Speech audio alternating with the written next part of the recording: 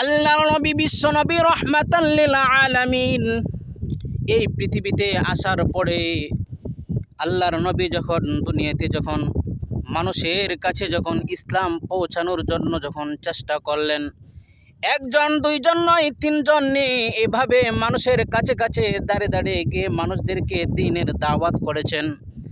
মক্কার কাফের মুশরিকরা তারা গিয়ে আপনার আমার পয়গম্বরকে দেখে অনেক বাজে কথা বলেছে, অনেক বাজে মন্তব্য করেছে। আপনার আমার পয়গম্বর সেখান থেকে ফিরে আসেন নাই। আপনার আমার পয়গম্বর সারা মক্কাবাসীর সাথে কাফের মুশরিক ইহুদি নাসারা তাদের সাথে যুদ্ধ করে সারা সমাজের সাথে মোকাবেলা করে দ্বীনের দাওয়াত দিয়েছেন। অনেক বাজে অনেক মন্তব্য উনি শুনেছেন, তারপরও সেখান থেকে পিছপা হন নাই। সম্মানিত হাজিরিন, একটি কথা বারবার মনে রাখবেন, আপনার আমার পয়গম্বর আপনাকে আমাকে দ্বীনের দাওয়াত দেওয়ার জন্য আপনাকে আমাকে সৃষ্টি করে এই পৃথিবীতে প্রেরণ করেছেন।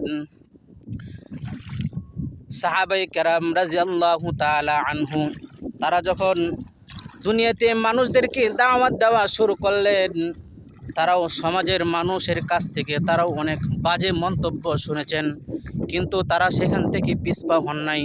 আমরা যখন মানুষের কাছে যখন দাওয়াত নিয়ে যাই, দ্বীনের কথা তাদের কাছে যখন তুলে ধরি, তখন তারাও আমাদেরকে এ সমস্ত বাজে কথা বাজে মন্তব্য আমাদেরও শুনতে হয়, কিন্তু সেখান থেকে আমাদের ফিরে আসা যাবে না।